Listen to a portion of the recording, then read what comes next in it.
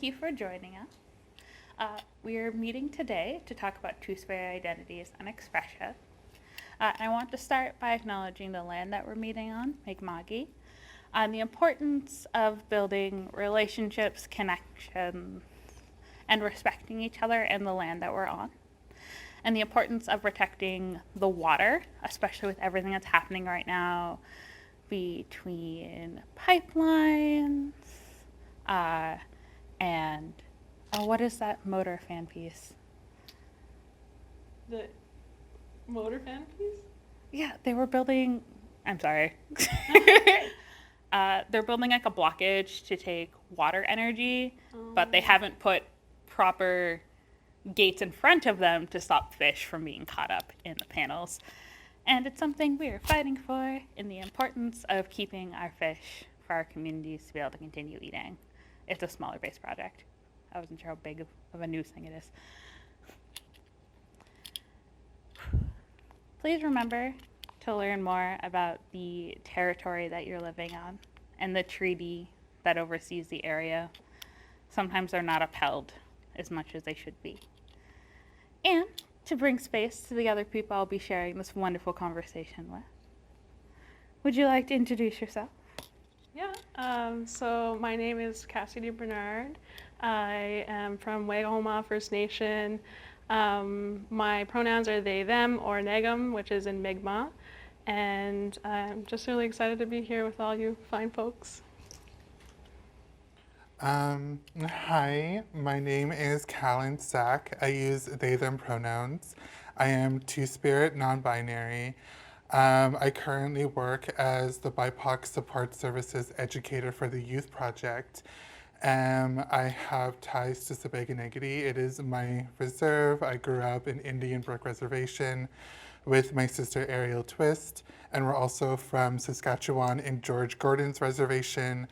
I'm really excited to be joining you here today as a Two-Spirit person, as trans femme, as non-binary, and I'm really, really happy that Halifax Pride is giving space for Two-Spirit folks and activists and educators to gather and to speak to each other. Ani, bida bang dishnakas, gitaganzi bin minwa bauting donjaba, maingandorem. My name is Vie Jones. My pronouns are they and them. I am from Garden River First Nation. I am also Two-Spirit. I'm very happy to be here, and I'm an artist working independently, looking at Indigenous resurgence. Hi everyone, my name is Kehisha Wilmot. I'm a Two-Spirit, multiracial, multi-personality individual. I currently have the wonderful pleasure of being the Nova Scotian PEI Two-Spirit Coordinator for the Wabanaki Two-Spirit Alliance, and I'll be overseeing the conversation for today. Which brings us into the first question on what does it mean to be Two-Spirit to you? And we're going to start at the end. Oh, I was not ready. For me, being Two-Spirit is about recognizing sort of the cultural legacies that we're born onto. For me, it's about acknowledging sort of the legacies and histories of residential schools, my grandfather, my grandmothers, and it's about being an Indigenous person so connected to their sexuality and their sense of self that they exist outside of the colonial norms, that being a Two-Spirit person means being queer and Indigenous, being connected, and ultimately it's a phrase that came into being through ceremony and through love, and so it's about honoring that and sort of all who came before. Oh yeah, me. I am Two-Spirit, or what Two-Spirit means to me is that, like, when I think about Two-Spiritness, I kind of see it as being sort of like a big upfront, like, know what I'm saying. When I think of Two-Spiritness and why I'm Two-Spirit, I think of like Two-Spirit identity as being counter to colonization. I feel like the existence and the resistance of Two-Spirit folks and Two-Spirit identities really is a testament to the survivability of indigeneity. Two-Spirit people were amongst the first to be sought after in terms of violence, in terms of assimilation, in terms of destruction, and for many reasons. And I feel like the sort of resurgence of Two-Spirit identity that's very much recent feels so anti-colonization, and it feels very much ceremony and healing. It feels like healing for community. Yeah, that's what Two-Spirit identity means to me.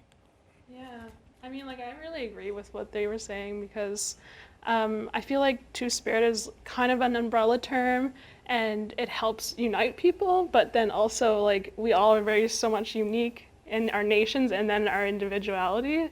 So it just kind of opens up the possibility of hey, I recognize that this is this exists, our different genders or even lack thereof, it exists out of that binary that's been imposed on us since colonization. And just knowing that we had these different ways of recognizing Two-Spirit people within our communities, even as a community role, a spiritual role, I think that's really kind of given an avenue of connecting to culture even deeper, and also learning language to be able to speak about that experience as a Two-Spirit person. So I really think it's just a big gate wide open kind of thing. Yeah. I personally had been trying to find language that had connected how I felt about myself and how it was, even with biology wise, being born and the doctor was you're this, no, you're this. We're going to mark this on your birth certificate and we're going to make it work. And it's just okay. And it was about finding those pieces of myself that felt more connected to the different aspects of myself. So it balanced both the fact that I have dissociation identity disorder and I'm made up of multi-personalities that all exist kind of in the same framework. And they carry their own gender identity and their own expression, along with not personally identifying with male or female. And it gave that aspect of connection to be hey, I get to be a part of something that is directly attached to where we were before colonization started, to being we are people and we are connected, and to our ceremonies and our roots, and that we had spots and positions and particular things we did in our community that help bring forward those connections. And it's something that has been wonderfully seen across multiple communities and multiple identities, between being Métis and being First Nations, being Inuit, because Inuit also have their own language for multiple genders.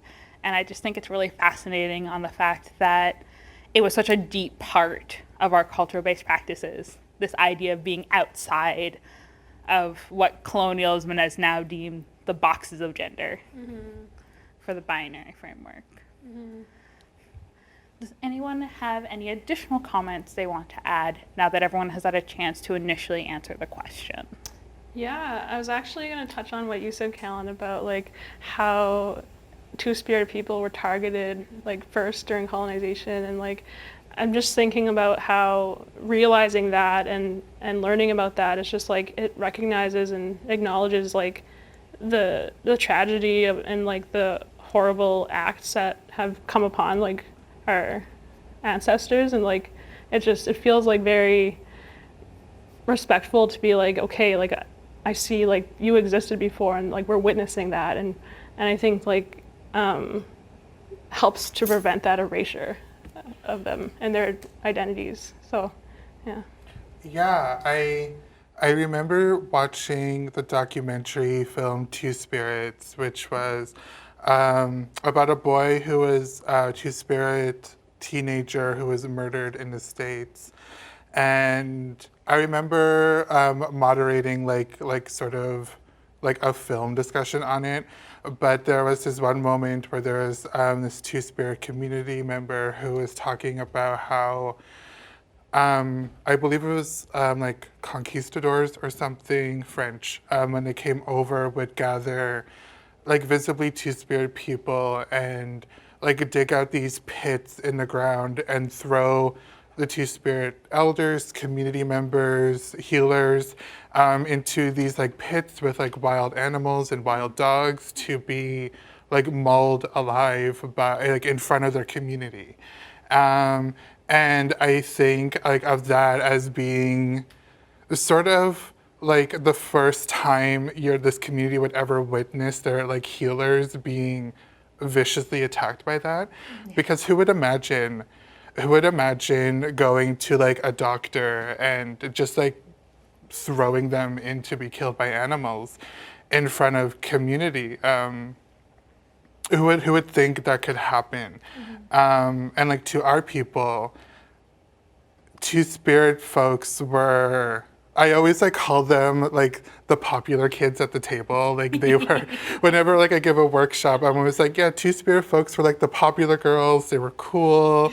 Everyone loved them. They were like awesome and Gucci and whatever.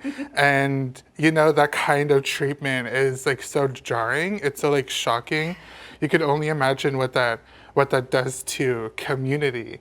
In fact, when in 1990, when Two-Spirit was like officially created, coined, like we had a name for something. Before that, officially Two-Spirit folks would have been referred to as Berdache, which would translate to passive partner in sodomy or boy prostitute.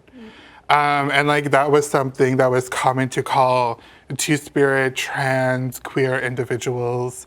Up until that point, like I can't imagine it's like 1989 and someone's like, oh my God, a Berdache. But it was official and there was no title officially until 1990. And I think it's important to remember this sort of a violent history as much as possible. Yeah. Absolutely. I think that recognizing that history and sort of the history of being targeted as really significant, not only for Two-Spirit people within their cultural and spiritual roles in community, because that intentional targeting was to disrupt communities and make them dependent on the settler state. But because the whole identity and concept of Two-Spirit as an identity that we have today is a counterculture narrative, because modern settler or contemporary settler narratives and at contact, Indigenous people died, right? We don't exist anymore. We didn't survive all this time. So for the last 150 years of Canadian history, that's 150 years of Indigenous survivance, where we not only endured, which is part of our strength, we found joy, celebration, love. We kept our culture, our languages as much as we can, and I think that's where our true strength comes from. So for me, Two-Spirit, at this time and place in the world, it speaks to the legacies of we never went anywhere. We've always been here. We're not new. We are ancient. We're not new. Yes. Yeah, it's the idea of just like, you tried so hard to erase us, but you can't erase pen. And even if you white it out, guess what? You still knew it was there. And our legacy is written in the land, it's in the water, it's in the trees. Like, you can't get rid of us because our bodies are part of the land and the land is us. Mm-hmm. It also goes back to like the idea that they did in front of communities. And the idea was to like, people who didn't showcase as much, or people who were still like growing up for the children, a part of it was just like, this is what happens if you decide to take on this identity. This is what we're going to do to you if you choose this lifestyle. And it's like, it's not a lifestyle, it's my existence. But it very much pushed to be like, I'm gonna keep this to myself now. Because not keeping it to yourself, you knew the outcome. And I think that's so interesting when we relate it to an entity like Pride, which of course started out as a riot against police brutality. And it was started by Black trans women, like as everything does. Absolutely. Never forget.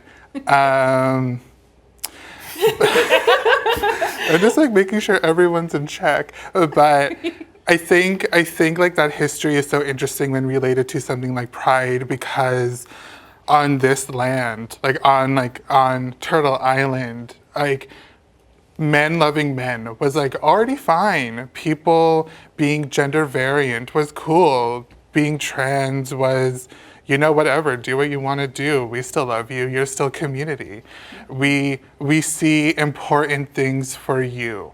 And to relate that to a history of Stonewall, of like fighting for even like marriage equality, which like isn't something that like for myself, like I think a lot about like trans liberation and protecting like trans kids, but like marriage equality, which, you know, it feels like something like, of course we should have marriage equality. We were fighting for that for years. I didn't see that I didn't see that celebrated until like I was like 20 or like late teenager. But there's been like such a fight, and like our children, the teenagers, the young people are fighting so much, and like they're exhausted, but like it's so heartbreaking to think about how on this land we never had to fight for that. We never had to fight to marry somebody of the same sex. Yeah.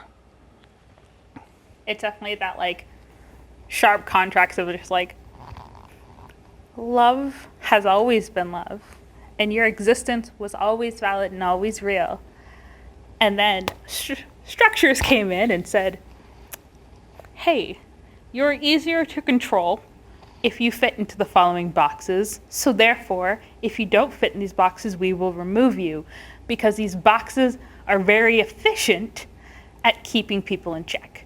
It's the reason that like colonization and the patriarchy and like sexism and racism have so much hold on society, is it goes like, here's a box, and if you don't fit in it, here's the list of negative things that will happen to you for not existing in those boxes, and is a part of that fear tactic that is so strong because it is so ingrained and is taught to so many children, so they grow up with it. And it's one of those things where it's just like, to really sit back and like pull so much of this out of our culture and our community is going to have to start with like teaching children the truth about the world. And some people are like, but they're too young to understand. I'm like, no. If I was old enough as a small child to experience racism, they are also old enough to learn about it, because you may think that they're too young, but I worked with toddlers, and my toddlers all knew that I was a they, and they had a collective argument on if I was both a girl or a boy or neither a girl or a boy, and I still think it was the cutest little argument. I told the ones who said I was both a girl and boy they were right, and the other kids were like, okay. But it's the idea that like children will just, you tell them how the world is and how it truly is, and they will question the society around them more because they know better. And the danger is the fact that there are so many older individuals who hold positions of power who are unwilling on having those discussions and unwilling on questioning the fact that they learned something that isn't true. Because we live in a society that teaches so many lies, because it holds up a very toxic structure so much more effectively. Going back to your point about being, I think, raised in that toxic culture. Yeah. So I was born in 1989. It's interesting that you bring that up. Like, that's the year. So I was born when Two-Spirit wasn't even a word. I'm older than the word Two-Spirit. And I'm 31. Like, I'm not that old. 1996 is the year the last residential school closes. The Oka crisis would happen right around this time. We have Caledonia. We have all of these different sort of moments in our lives that have led up where Indigenous people are being portrayed on media as these militant, violent protesters that we can't accept sort of what we're given, that nothing's ever good enough and that we must continue to fight, as opposed to, recognizing that,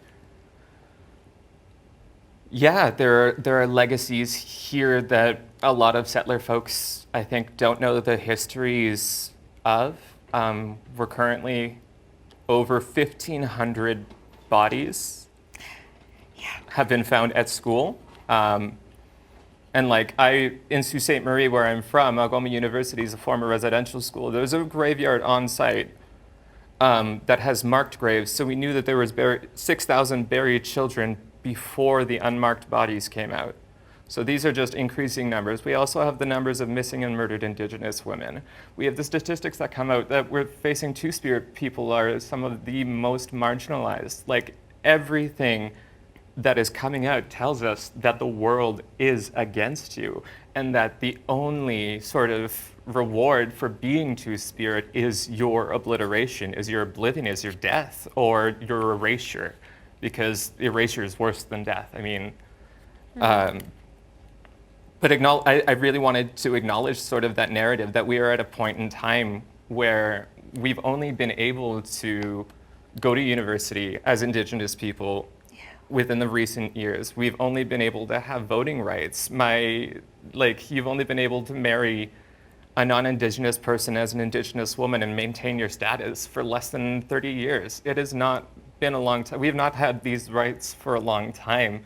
And they've not been given to us. We've fought every step, every moment, and every time we turn on the TV, we're reminded that this is the world that we live in. So for me, again, to be Two-Spirit is to say thank you and to see everyone else who's fighting for the life that we deserve, the life that supports us, and those relationships of community and networks of community, that while we are historically and only in the news are we bodies, we're really only news material when we're missing.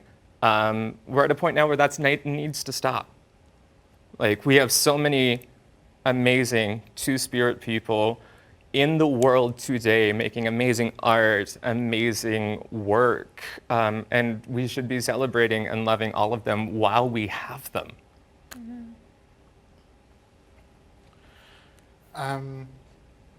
Thank you for talking. Oh my God, don't apologize. Let's just say all the sad things.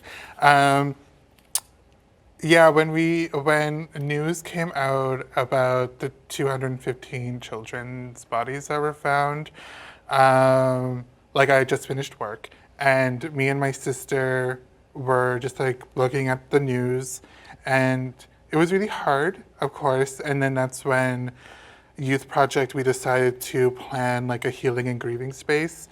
And one thing that I was asked kind of what's the intention of grieving together? And my response is, well, Indigenous people, we know about grieving. We grieve in community, we grieve with family, we know about grieving. I know that there's poetry out there that talks about grieving before you know how to call out your mother's name. That existence is rooted in that kind of, that pain, that erasure, that loss. My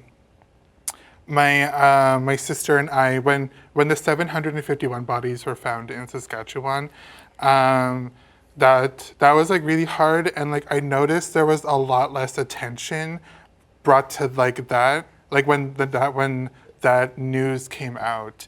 We noticed that there's like a lot less sort of like the Facebook posts, people offering support. It was very much like not to the same level as when we first heard about the bodies, the 215. And me and my sister were talking and reflecting, and we noticed, I didn't really notice until she said it out loud, but she said that me and her were the first generation in like my family to not go to residential school. My mom was in one, and yeah, we've had a family that's like our age go to day school. And yeah, that can be really jarring for people to hear. The last residential school closed in 1996, 1 year before I was born. And like, I'm not that old. I was 7. Yeah, like we were young. Like I was a thought at that point. I was. 1995. And yeah, I think there are a lot of people who are just finding out about it. And, you know, like they get angry. They're like, oh my God, how could Canada do this? How did we not know about this? There are more bodies out there.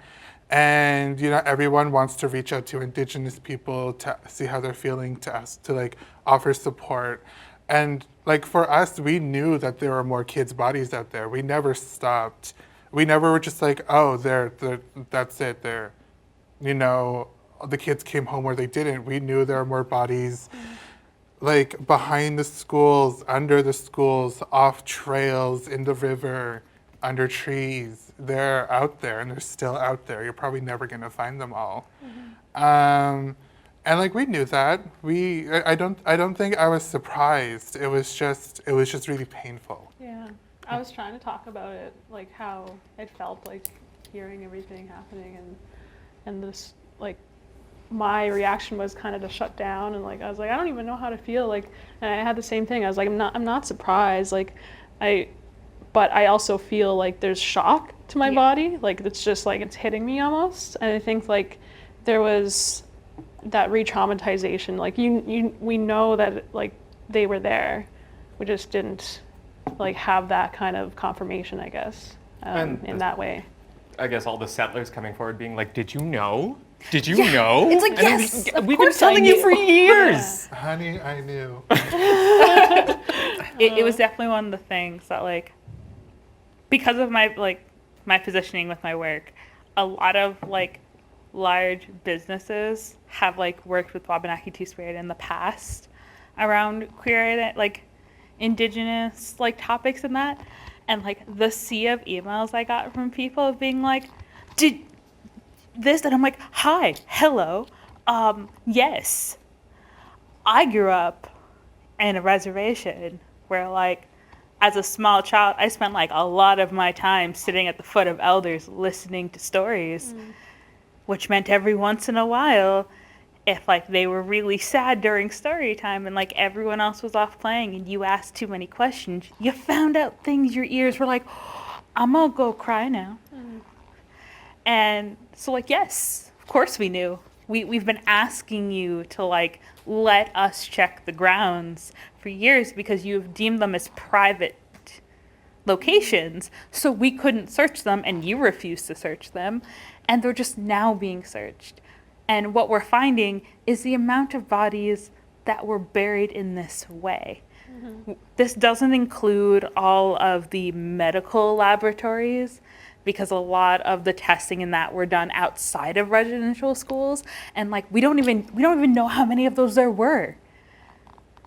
Like, I was born in 1995, and like I was told as a small child my name was on a list for the idea I might possibly have been picked up one day before everything closed. And like lots of people were like, it was years ago, and I'm like, I'm 25. It's not that long ago. And like it's our reality, it's our history, it's like now. And these things weren't like, and it was one of the things that, like, when we look at like the 751, a lot of people didn't have like a more jarring based response, because a lot of people were just like, oh, it's more children because they had the initial shock response the first time. And they're like, well, they're already grieving. So like, I don't need to like ask them questions about how they're grieving because like they already have all the supports. And I'm like, no, I still want you to check in on me because like this number was really big. And like when this number came out, when like the 751 came out, they also announced that that was one of 4 the community had brought forward of possible locations, which meant there were 3 other locations that they were still refusing to check. And yes, so we're kind of, sometimes we can be a little numb to it because it's that shock moment of like, I knew this was coming. And I've been told stories about the fact that someday this would be coming. Yeah. And your body is more just like, sometimes you shut down because it's an internal trauma response to protect yourself of being like, if I let you get as emotional every time this comes up, you're going to spiral, and I need to do what I have to do internally to stop myself from being hurt more than I already am. Yeah. And then other people are like, well, if they're not upset about it, it's like, whoa, whoa, whoa, rewind. You only get to see certain parts of how upset I am. I do a lot of my emotional work by myself. But so you don't get to determine based off how I showcase myself in public if I'm affected or not. Or like how I'm dealing with like all the information that's happening. And they looked at a lot of communities and they're like, well, their community doesn't look to be grieving. And it's like, because we don't grieve the same way you do. Because we don't grieve the way you have deemed grievances, all of a sudden our grievance is less valid, which is like its own set of like colonial structures, which is really hard and really like frustrating. And like how burials are done and like the difference between how we do burials now and like traditionally did burials are also its own showcase. And Yeah. I think on top of that, it's like the other part of that numbness response is also like, well, residential schools have just morphed into different structures. yeah. So They're not like gone. we're still facing these kinds of horrors in different ways. And it's like, that's also part of it, I think. Yeah. It's still a reality. People are like, it's past. And I'm like, no, you know what? They took down residential schools and they made child youth services Yeah. where they're still taking children out of their homes and putting them in abusive homes. And the idea that they're forcing IUDs into like small, like 9-year-old children because they're worried about them being harmed by their foster care parents, then don't have them in those homes. If you're so worried that that child may end up in that situation that you're putting an IUD in, you should strongly consider the homes that you are putting them in. Yeah.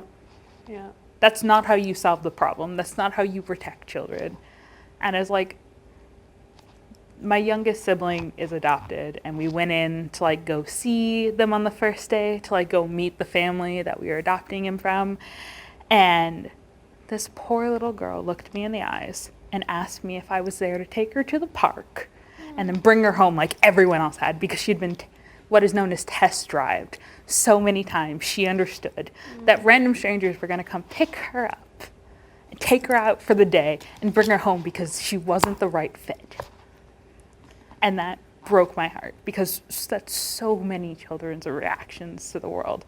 They're abused and they're mistreated and they're passed around from home to home to home. And then when someone possibly comes by that they might have a forever home, they're not good enough because they're deemed too broken because the system doesn't care, Yep. Children's aid is the new Indian agent. which is terrifying. Yeah. Even, I guess, talking, because this is a Pride event, let's bring it back to queer stuff, being queer, is we have sort of like a compound trauma as queer and Indigenous people, because a lot of settler folks are finding out that we actually are missing whole generations of Indigenous people due to that violence, but actually we are missing whole generations of queer people due to other kinds of institutional violence as well, things like the AIDS crisis. And so we, as queer Indigenous people, are coming from these two major generational gaps where it's really important, I think, for us to draw stories from our ancestors, our aunts, and when you talked about, when you talked about those stories from your grandmother, or those stories from your grandparents, that those stories are about surviving. Yeah. That those stories, like, this is what happened to me and this is how you survive it. That's part of growing up and being Indigenous today, Yep. is how to survive in settler Canada. It's how to avoid going to church or going to residential school. It's avoiding being told you're a drunken Indian. All of these sort of like different generational violences that come to an apex where in reality we're the first generation who's been allowed to live. And like, how dare you just let me be allowed to live? I am so much stronger than your permission. Yeah. That's the big thing, is like, that's how, when you're talking about like, it's like in opposition to, like, that's kind of how it feels like our existence. I mean, just personally, like, I feel like me existing in this way is like automatically in opposition to all of these like oppressions. And it's like sticking the finger to it and be like, so what? Like, I'm here still, like, I'm gonna keep living, I'm gonna feel joy and like get as much happiness out of this life as I can. Yeah. I think like simply existing, like our existences as Indigenous people, as Two-Spirit people, like as a trans person, are already politicized, regardless of like if we're into politics or not. I think thinking about how within schools they like would violently cut off hair. My grandmother's hair was cut off with a butter knife. And then like also realizing, me and my sister were talking about it. Me and my sisters are like also, in my mom's side of the family, amongst the first to grow our hair out. Many of the women in our family kept their hair really short all their lives. And now we have dreams of like growing old and growing gray with like long hair. Of course, it's gonna be very hot outside because global warming. So it might be like put up in a bun or something. Just the planet's on fire. But yeah, thinking about how hair isn't like a gendered thing. I always remember seeing, because like when kids got to the schools, their hair were like cut off immediately. And then thinking about that attachment of like gender to like hair is so entrenched in transphobia and in the way that we treat people who are different from like the majority, people who are in the circle. There was this one video I saw a few years ago of this like young boy. It was just like a child. There wasn't like anything, like we didn't know if he was like trans, queer, whatever. He was just a kid going to school who was Indigenous, who had long hair and like loved his long hair.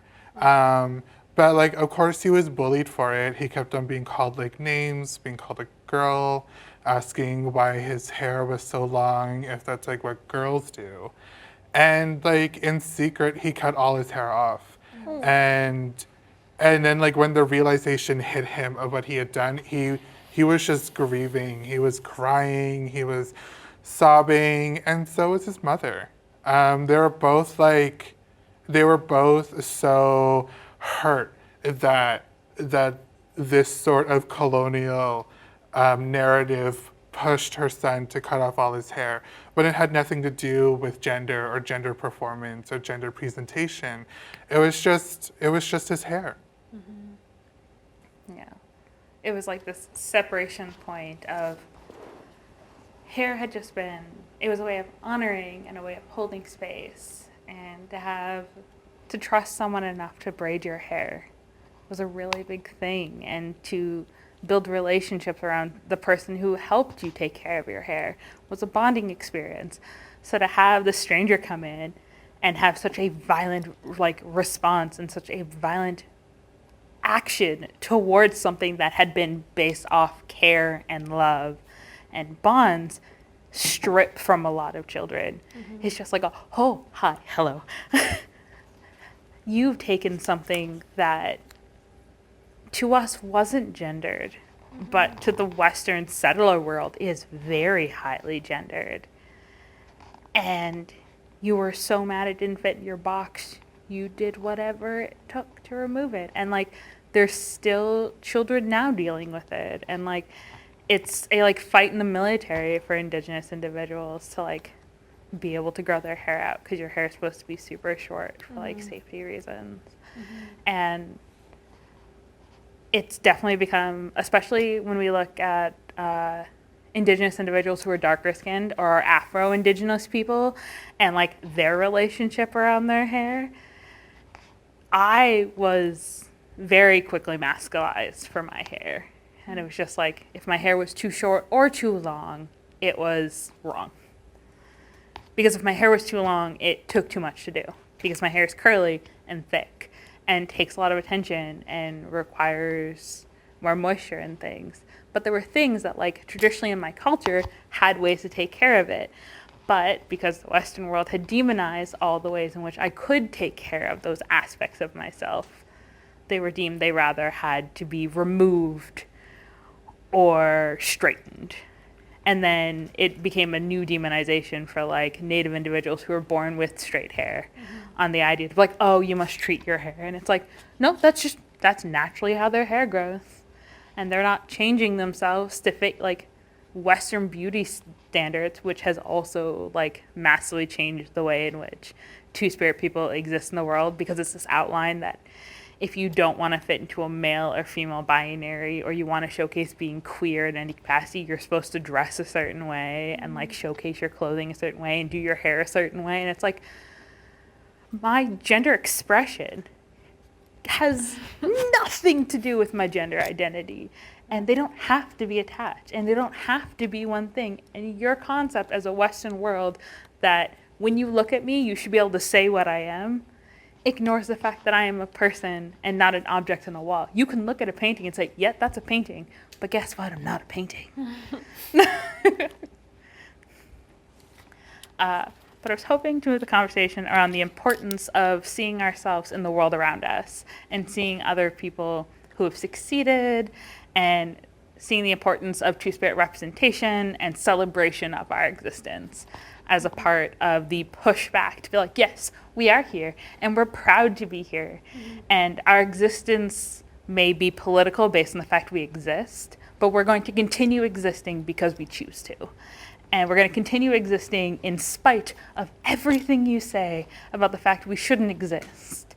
Because guess what? We're people. Yeah. I think like one of the biggest things that comes up for me is like being in space with other two-spirit people. Like I just automatically feel safer. Yeah. So like there's that big component of it. It's like just seeing other two-spirit people, it's like I already feel that connection. And so I think that's one component of like feeling a certain way about representation, but also like being able to work with people directly. Like I do design and illustration for work, and I've been in projects with other two-spirit folks, and it's been like more special to me, I think, because it's just like a little bit easier to connect on that level. And when you're in a creative field, I think that's really important. So just seeing like that brilliance come through, and I feel like I'm not sure if like it's something I'm just seeing as a pattern because I'm in the creative field, but like I feel like a lot of two-spirit people are creative just like because of like having to express themselves and exist in a way like that's authentic to them. So like in opposition to those mainstream narratives. Yeah. It's like, I'm here, you're gonna see what I can do. Mm-hmm. Mm-hmm. You ain't gonna be able to ignore my existence. Yeah, exactly. Yeah. It's like, it's not necessarily flaunting it, but like flaunt it if you want to, like do whatever you want, like exist how you want. Like it just, I think that it just kind of comes with it where you're talking about boxes, like you're thinking outside of the box. You're like, you're blasting the box away. You're just thinking on your own terms. And like, for me, I kind of try to think about it in more of like a community perspective too, is like what does my like cultural teachings talk about, and like connecting with language has been a big thing. And I think like if we're talking about representation, like the Wabanaki Two-Spirit Alliance, like has been a huge anchor for me, and like, and like learning our language around two-spiritedness, queerness, like that's been a huge connector for me, I think. So seeing people use their language in that way, and like acknowledging like we have words for genders, we have words for sexuality, like we have words for relationships, like, and having that conversation of like connecting to our language, it just I think really is something really important that I see, like the work being done like that. Yeah, it's a big one. What was the question again? I'm sorry. Oh no, it is all good.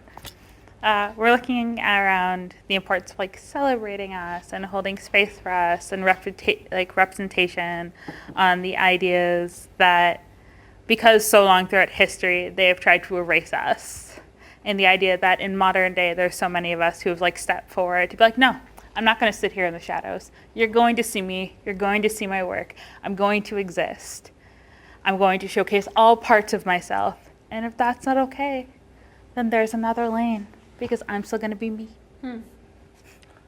When I think about representation and showcasing myself, I feel like it is kind of difficult. I feel like we should be in a place where if you're two-spirit, trans, whatever, you should be able to like live your life quietly if that's what you choose to.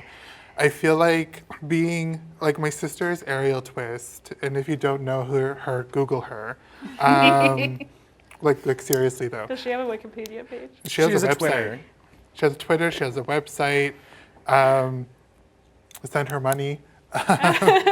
Yes. Send people money. But so when I came into community already, I was 19 and I was moving to Halifax to go to St. Mary's. But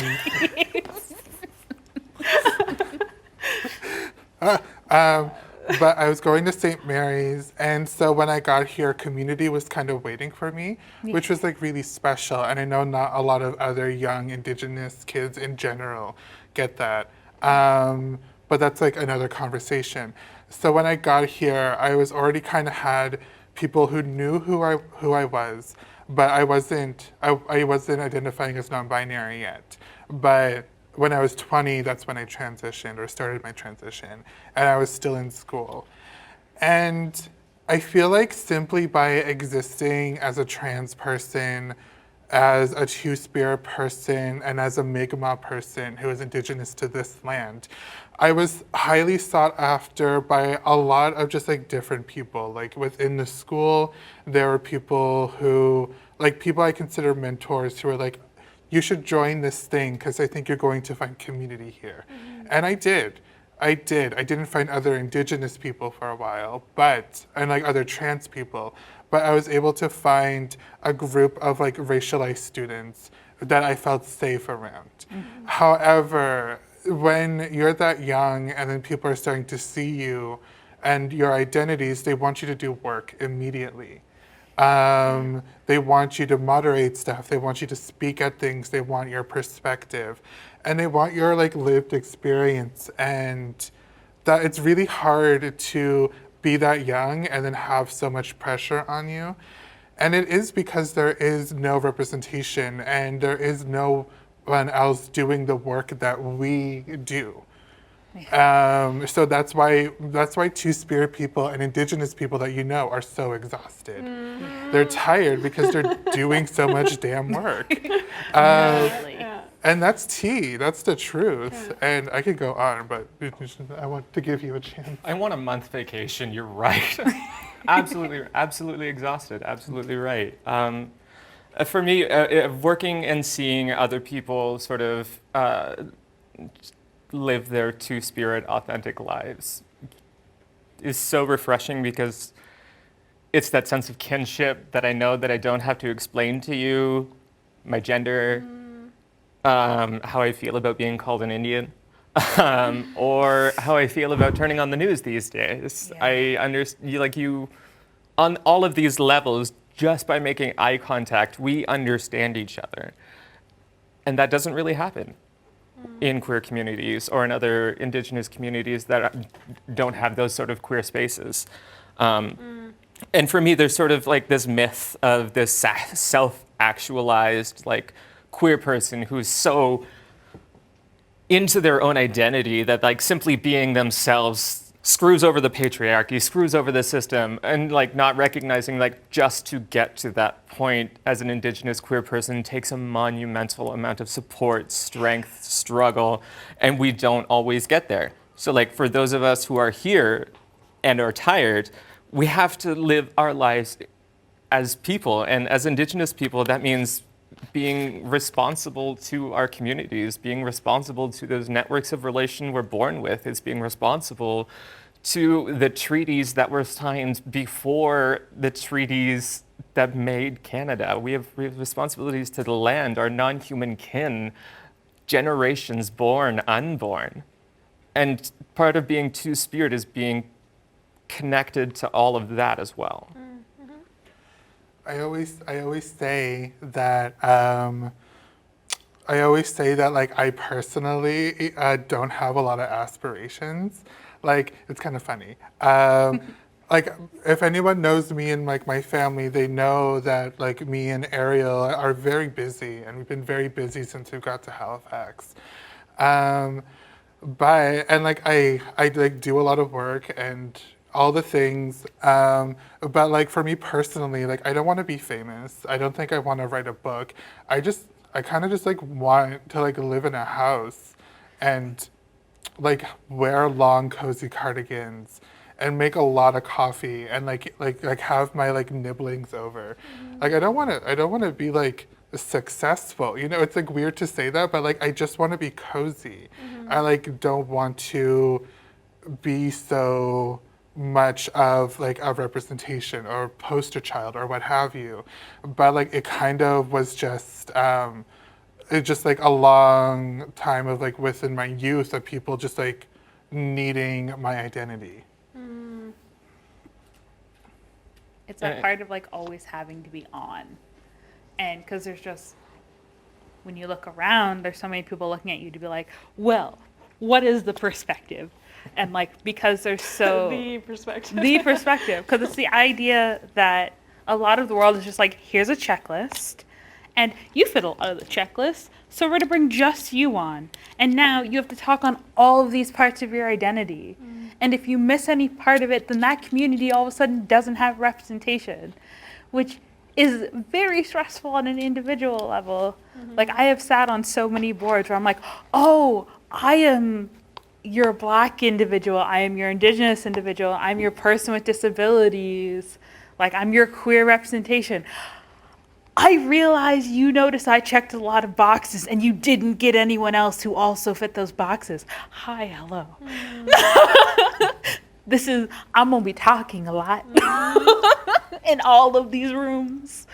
Oh no. Yes, that's totally relatable.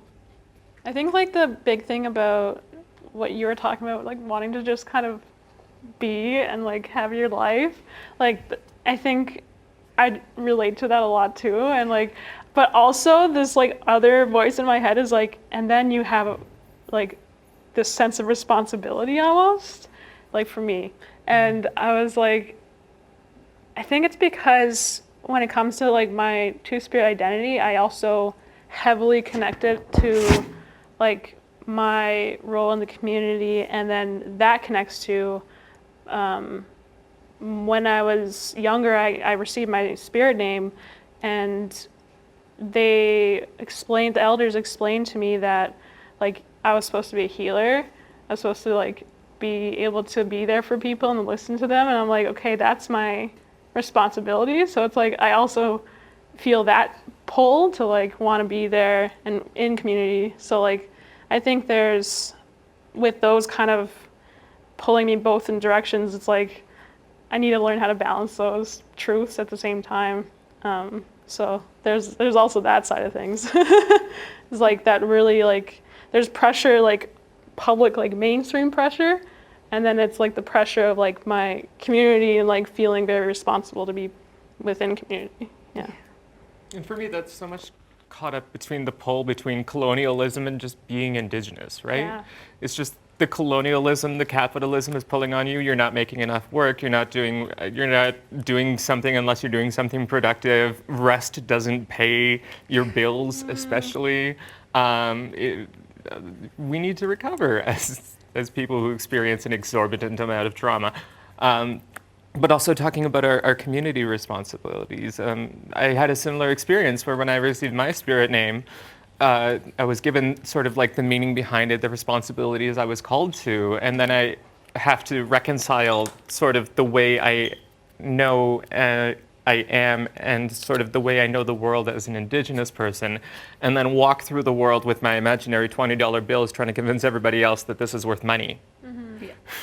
So like it's walking between both worlds. Yeah. And Sorry. sorry. I just think people need rest from capitalism in general. Yeah. Like, we didn't create capitalism, but we are very affected by it.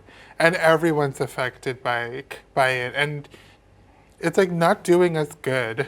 Absolutely not. I remember like scrolling through Facebook when people were talking about colonization.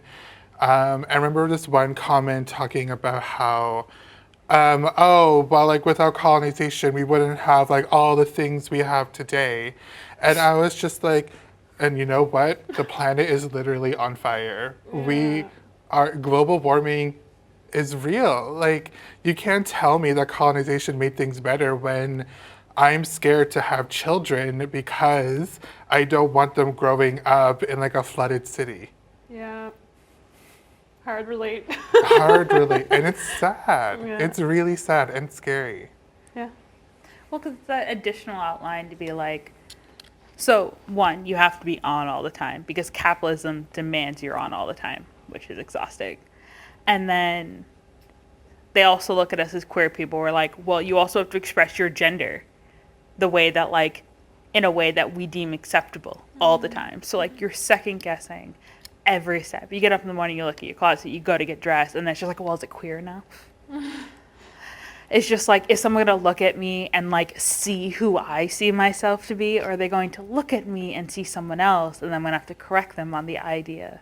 Or- Also, just like having to correct people on pronouns, sometimes I don't correct people on my pronouns because I'm just too tired. Yeah. Or in the worst case scenario, somebody sees me and decides that person doesn't deserve to live. Yep, that's a scary reality on the idea that like they look at you and they're like, you don't fit my box, the set of boxes I've built in my head that like society has told me is a thing.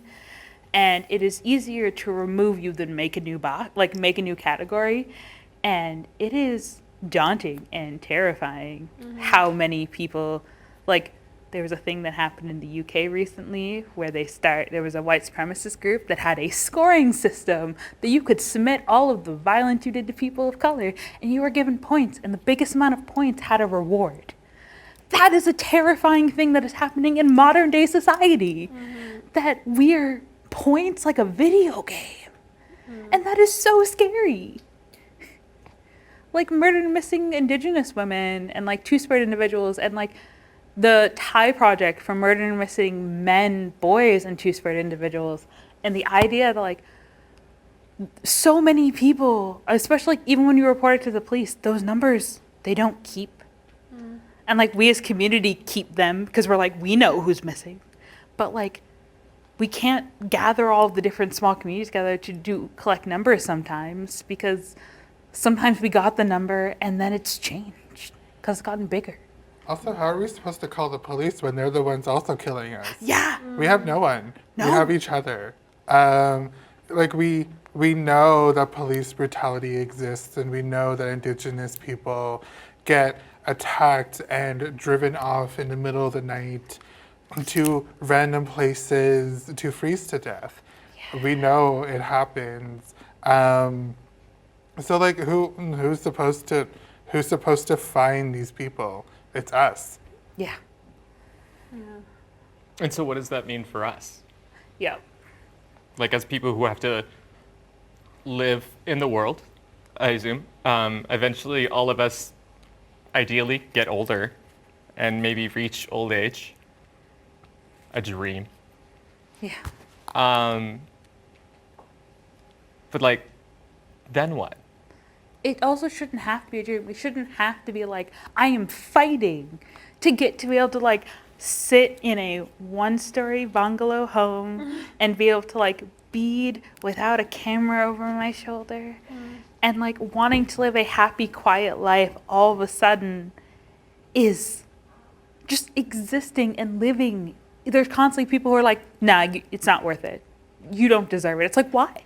Why do I not deserve to exist?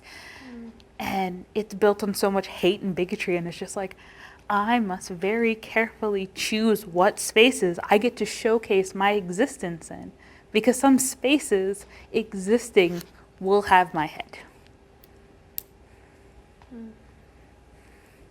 Yeah, and that's like the same. I find as a person who is neurodivergent, as a person who experiences neurodivergence, it feels a lot like masking to me. So when you're masking, you're attempting to appear as if your symptoms aren't bothering you or they aren't as severe as they are, to sort of make you appear more, quote unquote, neurotypical, normal as it is, so that people won't pick up on something's off. There's so many elements to passing in day-to-day life just to get out of your bedroom. Like, as Indigenous queer, as Indigenous trans people, as Indigenous people, that every aspect of our life is under settler surveillance, because not even our relationship to the land can be trusted. We can't even hunt or fish. We can't even fish lobster. Like, this is Nova Scotia. Yeah. We're not in the tomorrow that we all imagined and dreamed. Like, we're not there yet. We have so much more to go.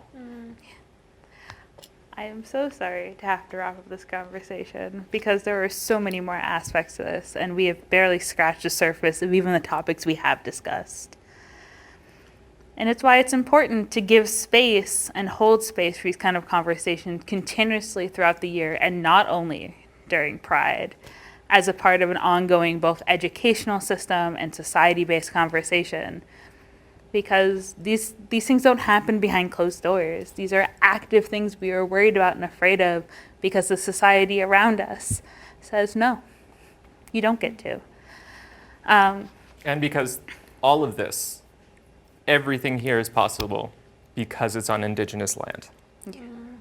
Unceded Indigenous land. So we ask you, as the public, to remember when you make decisions or when you make side comments, to really think about where they're coming from. And remember that sometimes just because when you look at someone they fit a box in your head doesn't mean that's the box that they fit. And to remember to allow people to exist in the way that feels best to them. Because as long as it's not hurting you, it shouldn't bother you. Please be careful and gentle with those around you. And please remember that the earth is worth protecting. I wish you all the best.